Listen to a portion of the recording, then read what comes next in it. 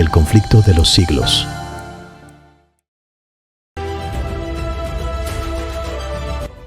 El conflicto de los siglos, capítulo 12, la Reforma Francesa.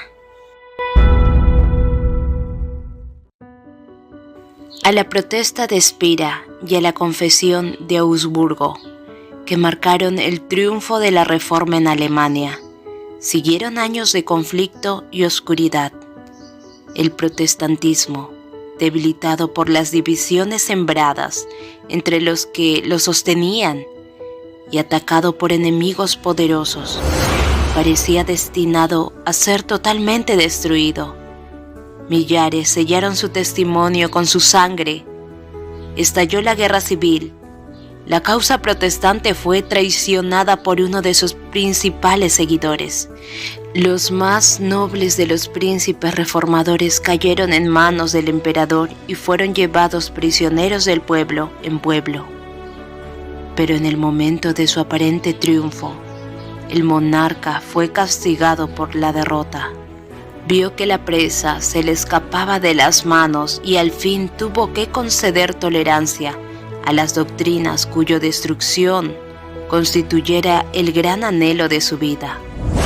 Había comprometido su reino, sus tesoros y hasta su misma vida en la persecución de la herejía, y ahora veía sus tropas diezmadas, agotados sus tesoros, sus muchos reinos amenazados por las revueltas, y entre tanto seguía cundiendo por todas partes la fe que en vano se había esforzado en suprimir.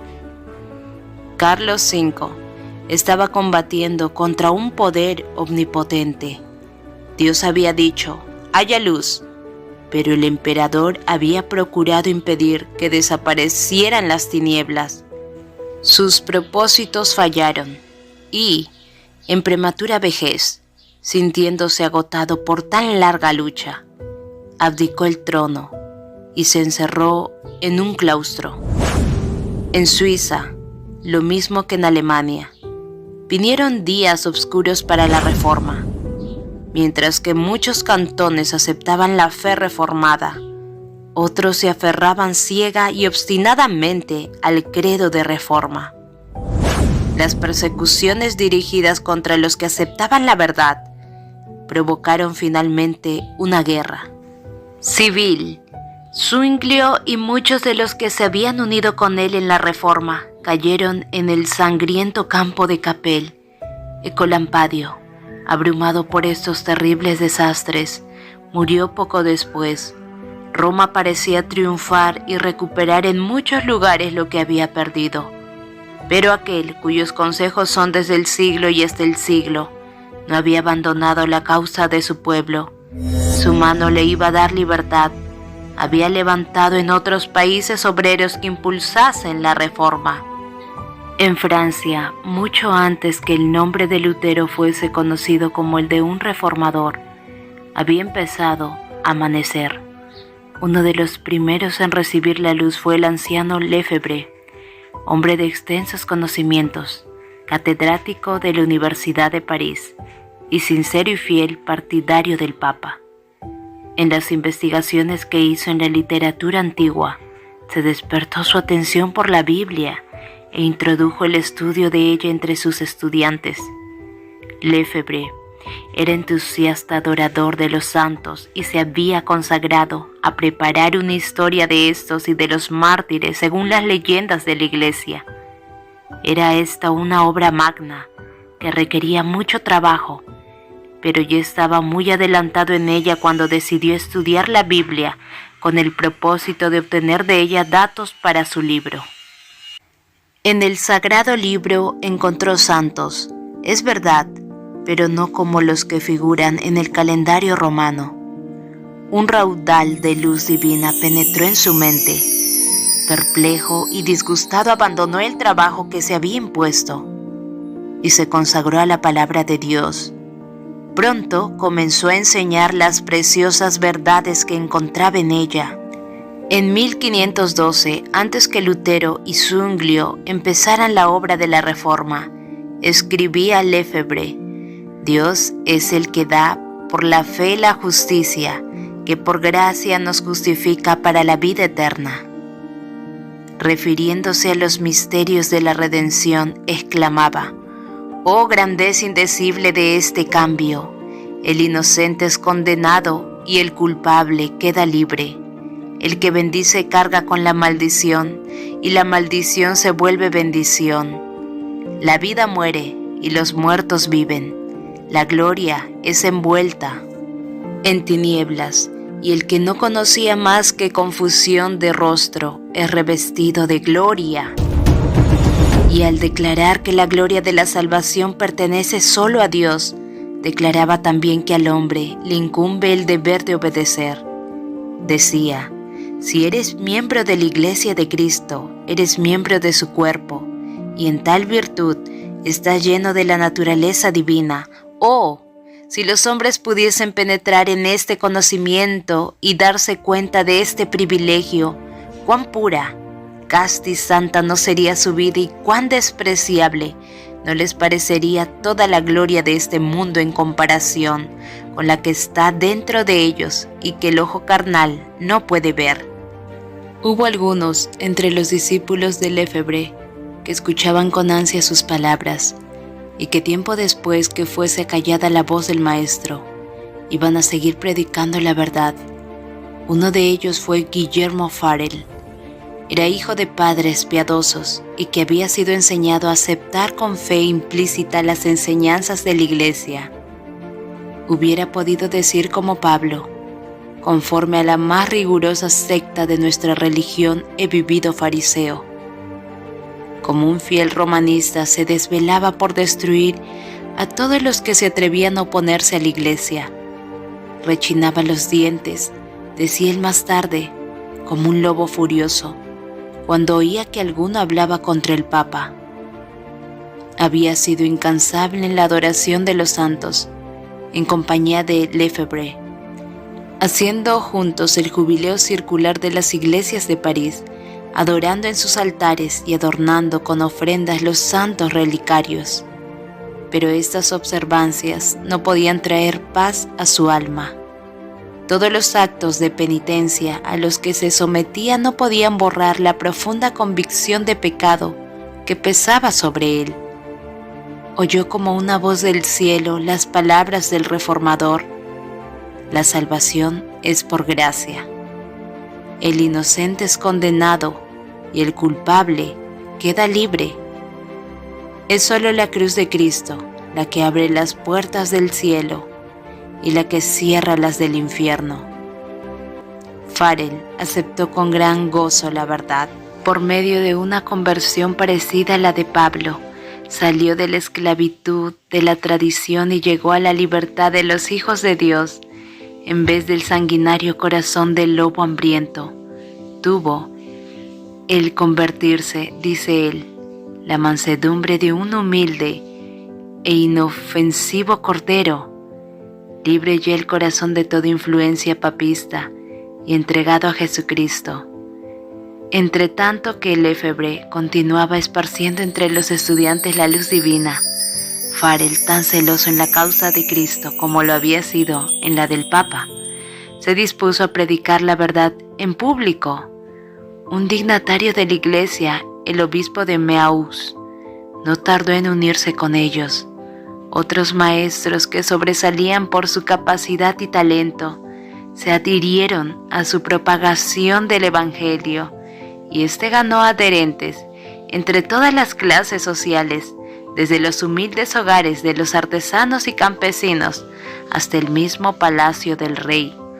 La hermana de Francisco I, que era entonces el monarca reinante, abrazó la fe reformada. El mismo rey y la reina madre parecieron por algún tiempo considerarla con simpatía, y los reformadores miraban con esperanza hacia lo porvenir y veían ya a Francia ganada para el Evangelio. Pero sus esperanzas no iban a realizarse. Pruebas y persecuciones aguardaban a los discípulos de Cristo. Si bien la misericordia divina se las ocultaba, pues hubo un tiempo de paz muy oportuno para permitirles reunir fuerzas para hacer frente a las tempestades. Y la reforma se extendió con rapidez. El obispo de Meaux trabajó con empeño en su propia diócesis para instruir tanto a los sacerdotes como al pueblo. Los curas inmortales e ignorantes fueron quitados de sus puestos, y en cuanto fue posible, se los reemplazó por hombres instruidos y piadosos. El obispo hacía todo lo posible porque su pueblo tuviera libre acceso a la palabra de Dios, y esto pronto se verificó. Lefebvre se encargó de traducir el Nuevo Testamento y al mismo tiempo que la Biblia alemana de Lutero salía de la imprenta en Wittenberg, el Nuevo Testamento francés se publicaba en Meaux. El obispo no omitió esfuerzo ni gasto alguno para hacerlo circular entre sus feligreses, y muy pronto el pueblo de Meaux se vio en posesión de las Santas Escrituras. Así como los viajeros que se encuentran desesperados por la sed se regocijan al llegar a un manantial de agua pura, así recibieron estas almas el mensaje del cielo. Los trabajadores del campo y los artesanos en el taller amenizaban sus trabajos de cada día hablando de las preciosas verdades de la Biblia. De noche, en lugar de reunirse en los despachos de vinos, se reunían unos en casas de otros para leer la palabra de Dios y unir sus oraciones y alabanzas. Pronto se notó un cambio muy notable en todas estas comunidades. Aunque formadas de gente de la clase humilde, dedicada al rudo trabajo y carente de instrucción, se veía en ella el poder de la reforma, y en la vida de todos se mostraba el efecto de la gracia divina que dignifica y eleva. Mansos amantes y fieles resultaban ser como un testimonio vivo de lo que el Evangelio puede hacer en aquellos que lo reciben con sinceridad de corazón. La luz derramada en Meaux iba a extenderse más lejos. Día a día aumentaba el número de los convertidos. El rey contuvo por algún tiempo la ira del clero, porque despreciaba el obcecado fanatismo de los frailes. Pero al fin los jefes papales lograron prevalecer. Se levantó la hoguera. Al obispo de Meaux se lo obligaron a elegir entre ella y la retractación, y optó por el camino más fácil. Pero a pesar de su caída, el rebaño de este débil pastor se mantuvo firme.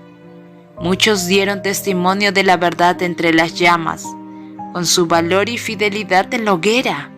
Esos humildes cristianos hablaron a millares de personas que en días de paz no hubieran oído jamás el testimonio de ellos. No eran solamente los pobres y los humildes los que en medio del padecimiento y de las burlas se atrevían a ser testigos del Señor. En las casas, señores, en el castillo, en el palacio, había almas regias para quienes la verdad valía más que los tesoros, las categorías sociales y aun que la misma vida. La armadura real encerraba un espíritu noble y elevado que la mitra y las vestiduras episcopales. Luis de Berquin era de noble alcurnia, cortés y bravo caballero, dedicado al estudio, de elegantes modales y de intachable moralidad. Era, dice un escritor, fiel partidario de las instituciones del Papa y celoso oyente de misas y sermones, y coronaba todas estas virtudes, aborreciendo de todo corazón el luteranismo. Empero, como a otros muchos, la providencia le condujo a la Biblia y quedó maravillado de ver en ella, no las doctrinas de Roma, sino las doctrinas de Lutero.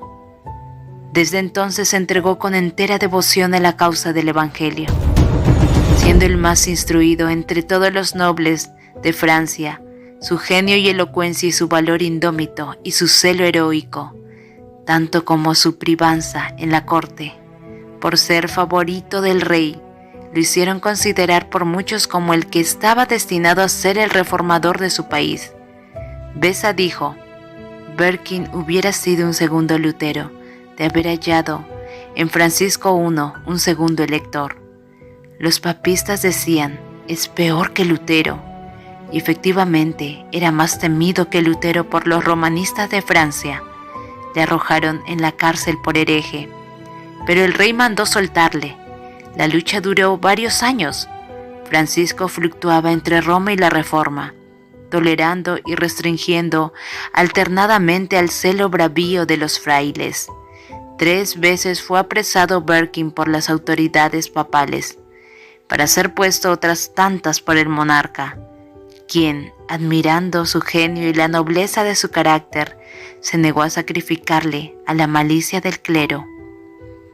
Berkin fue avisado numerosas veces del peligro que le amenazaba en Francia y animado para que siguiera el ejemplo de aquellos que habían hallado seguridad en un destierro voluntario, el tímido y contemporizador Erasmo, que con todo el esplendor de su erudición carecía sin embargo de la grandeza moral que mantiene la vida y el honor subordinados a la verdad.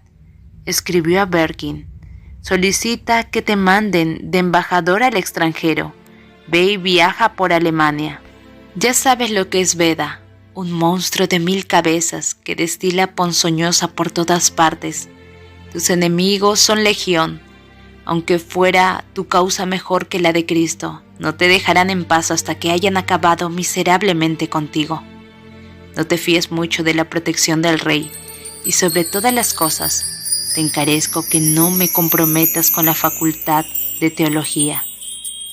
Pero cuanto más cuerpo iban tomando los peligros, más se afirmaba el fervor de Berkin.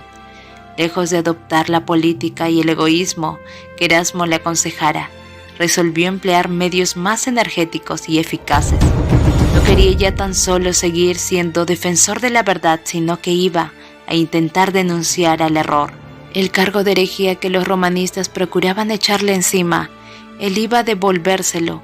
Los más activos y acervos de sus opositores eran los sabios doctores y frailes de la Facultad de Teología de la Universidad de París, una de las más altas autoridades eclesiásticas de la capital y de la nación. De los escritos de estos doctores tomó Berkin 12 proposiciones que declaró públicamente contrarias a la Biblia y por lo tanto heréticas, y apeló al rey para que actuara de juez en la controversia.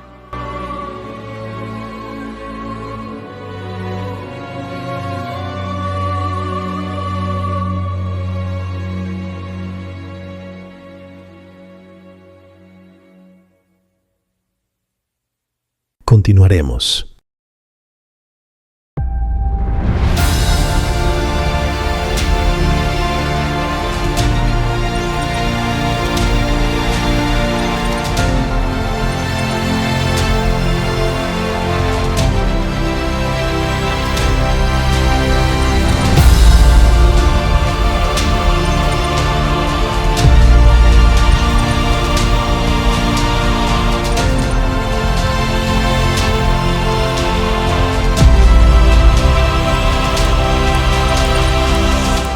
El conflicto de los siglos.